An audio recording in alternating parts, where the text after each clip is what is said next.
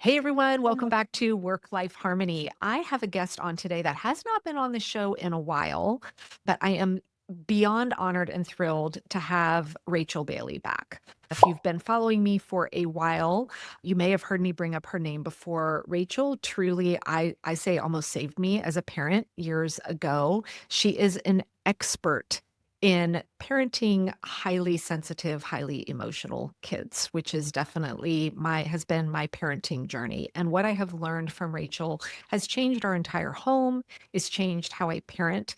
And so she is someone I am always recommending to other parents navigating parenthood with really sensitive kids. And I'm really excited because today we're going to be talking about planning with sensitive kids because it involves some extra things that we need to think about. So, Rachel, welcome back. I would love it if you would kind of fill everyone in on yourself, your background, how you got into this line of work, and then we'll dive in here today. Yes, thank you for having me. I'm thrilled to be here.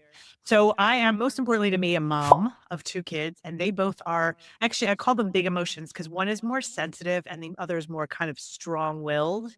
So it doesn't look as sensitive. It's like, oh, I want my way or nothing's going to go well. But they both feel things really strongly. That's what they have underneath. So in addition to being a mom, my background is in clinical psychology.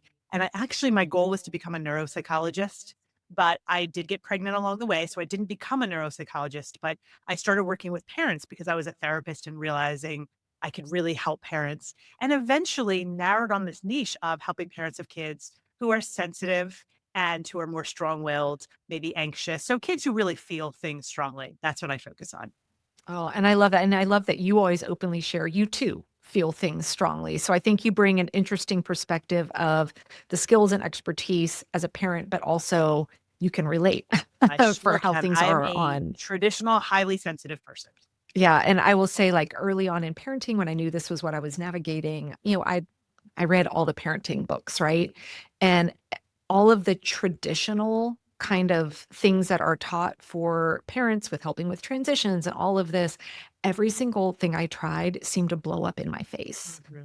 And I really felt like I was like, what was I doing wrong? Of course, we put it on ourselves. And so when I don't even remember how I first found you, but when you came into my world and would first go, okay, here's what you've probably been told to do. And I bet here's what happened to you. I was like, oh my God, yes. And you went, and here's why, and here's what you may want to try instead. You just opened up a whole new world of tools that has really changed my approach to parenting and brought so much peace to our home. So again, personally, thank you so much for all that you do.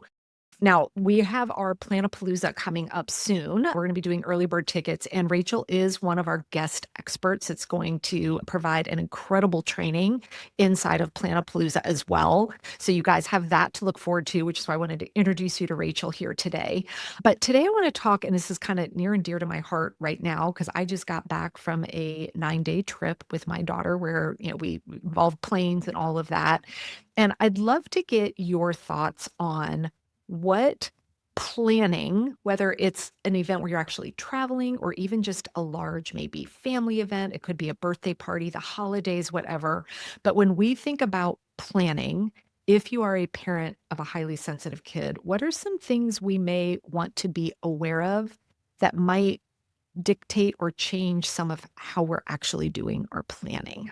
Yeah, absolutely. And I'm going to say that everything that I teach is going to align with everything that you teach, which is why we get along so well. So it's really the more structure we have, the more freedom we have, the more we think about things ahead of time, the better off we're going to be. But it doesn't mean it has to take over everything. One of the main things we want to keep in mind, though, is that kids who feel strongly, kids who are sensitive, they do like predictability. They like to know what's going to happen. And so traveling or going to a new situation removes that predictability. They don't know what's going to happen, or they may know intellectually what's going to happen, but they haven't experienced it. And the sensitive brain assumes problems or threats. So they are constantly on edge.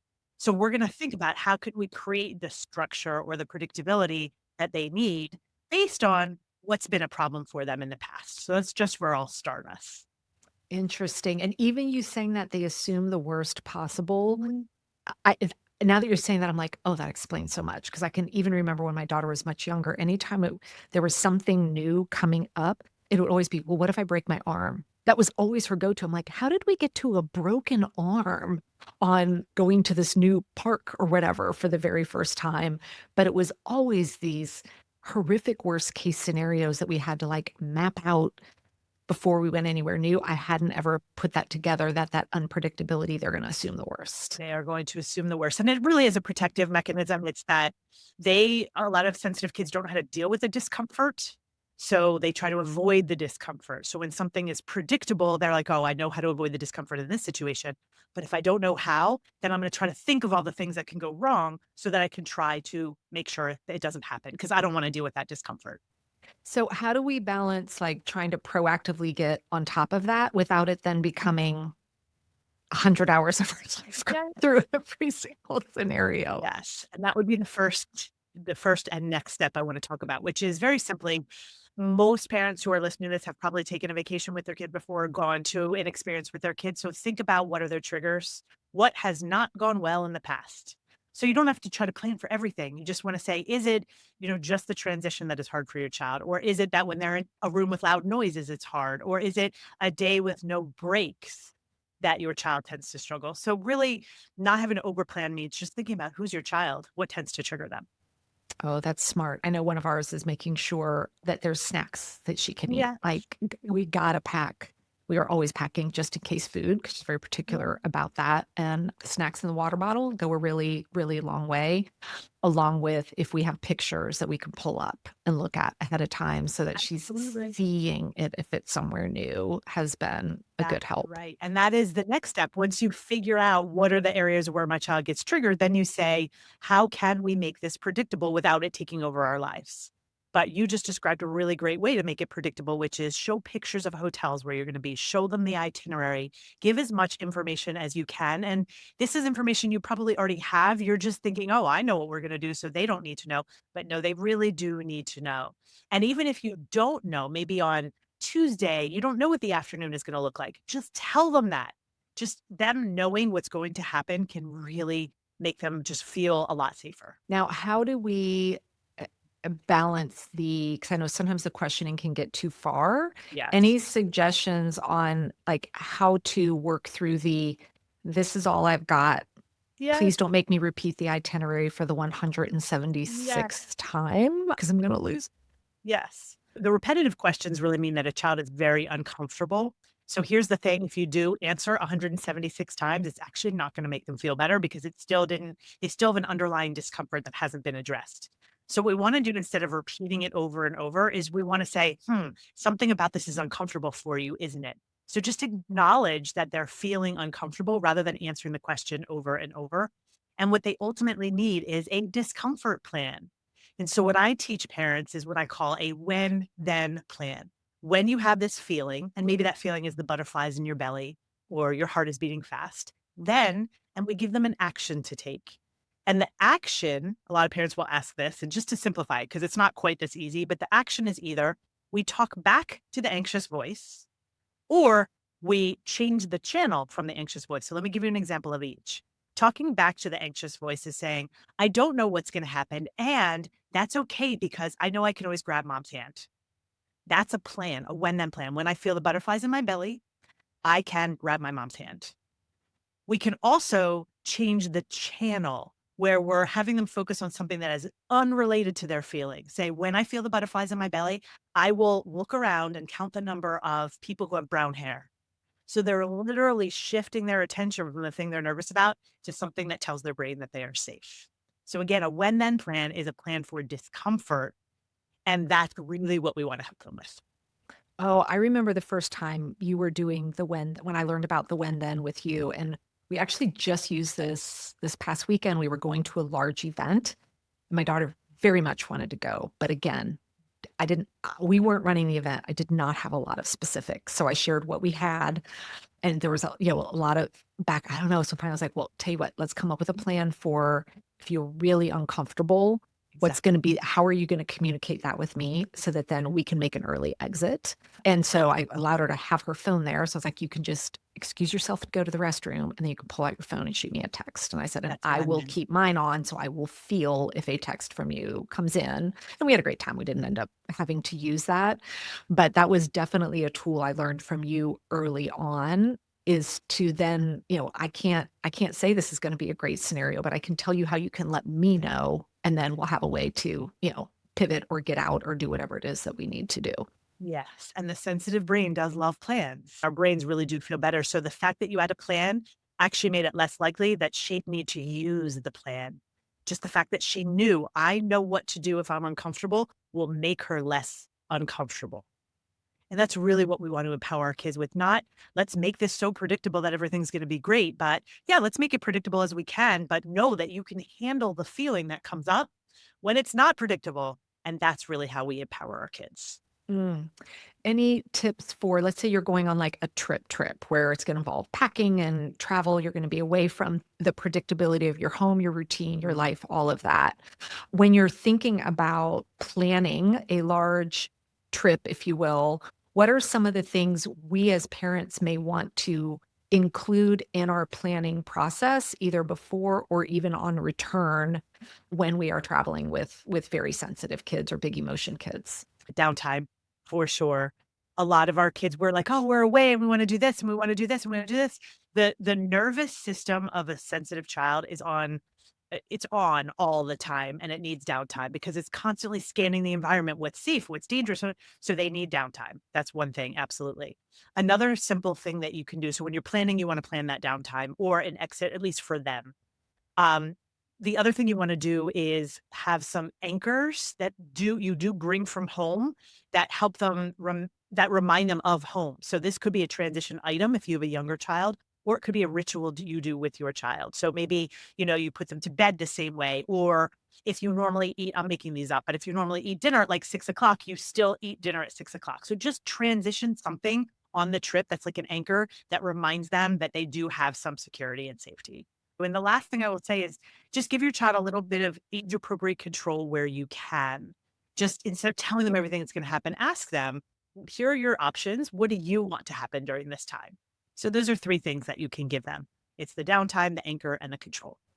Yeah, and one of the things I always will tell from a parent's perspective, regardless of, what type of a child you have, or even if you're traveling by yourself, anytime we have a trip coming up, as soon as the trip is booked, the day before and the day after, I block my calendar and I Mm, prevent anybody from scheduling appointments with me, knowing yes. that I have that day to prepare myself, but it also means that if we are reviewing the itinerary for the 17th time, I'm not short on patience or frustrated because I'm not trying to do 20,000 things, as we're trying to head out the door. And then same on that first full day back. So like we flew home on a Thursday, but my calendar was blocked for all day Friday Friday. and for her as well, because we had invitations for things. And it was just a no, knowing, no, we're going to just need a down day A back at down day. home to regroup and give yourself that space instead of, coming home and then jumping right into 20 things on your to-do list or calendar appointments or all of that right away. Yes, because we think that's such a good point. We think about the transition to the vacation. We don't think about there's actually a transition from the vacation where they've just been on and they've just been, a lot of our kids, even though they're sensitive, they like a lot of things happening. And now it's sometimes a disappointment. Oh, all those fun things, the things that I wanted, they're gone. So there can be feelings about that. So the transition back into real life can also be something that we need a little bit more energy for as well. It gets easier for us, of course, every year as she gets older. But I can remember, years ago when she was much younger, sometimes just feeling almost an avoidance of traveling or events because I was like, man, it's just not worth it. What would you say to parents to help navigate that a little bit? Because I mean, it's unrealistic to say we're just never leaving our house Yeah. again. But any thoughts on maybe picking and choosing how we decide what we do say yes to versus things that might just be too much? Yes, and I'm so glad you said that because one of the biggest things that I teach parents is we have to acknowledge the impact that it does have on us, the impact that our kids do need a little bit more and it affects us. And often when we don't acknowledge that, we become really resentful and our kids sense that.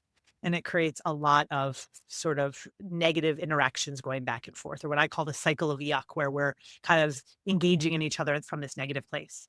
So what because I work with a lot of parents who are saying, I don't do anything. I don't go to friends' activities because I'm afraid of how my child's going to react. I don't do anything. So what we do, what I say is, you can either choose something that means a lot to you and we'll figure out how to get through it, or you choose something where it's going to actually be easy to get your child there and we'll work through that one. But you do want to either choose something that may be a little bit more work, but oh, if you get through it, you're going to feel really good. Or you just say, I don't have any energy right now. How can we make this simple? And then there's always a strategy. I'm all about, just like you, I'm all about the planning and the strategies, knowing that really we can handle anything just when we know that we can handle anything. Mm, so good. So good. I just, again, the work that you are doing and how you are supporting families really because of it affects everybody, Everybody. right? When we have these skills, again, you changed my life, you changed our home here, and I know you are doing that with so many other families out there as well. People are going to get to meet you and learn from you in your training for Planapalooza. But before then, where is the best place for people to connect with you and start learning how to better navigate this journey if you are parenting very big emotions kids? At this point, I would say YouTube is probably the best place. I'm starting to get back on there. I was there for years and then I took a little break and I'm starting to get back. So I have a lot of older videos and I'm going to be there pretty regularly. And then I also have my website, which will link to anything that I'm doing at the time, which is rachel-bailey.com. Awesome, and we will put both of those links in the show notes, and truly, I cannot recommend diving into all of the resources that Rachel has if you are a fellow parent navigating, and especially if you've got, more than one kid at home, where maybe one is and one isn't, you have a lot of amazing resources for handling that with siblings as well. So, again, thank you for all that you do. I'm excited for everyone to get their hands on your training inside Planapalooza.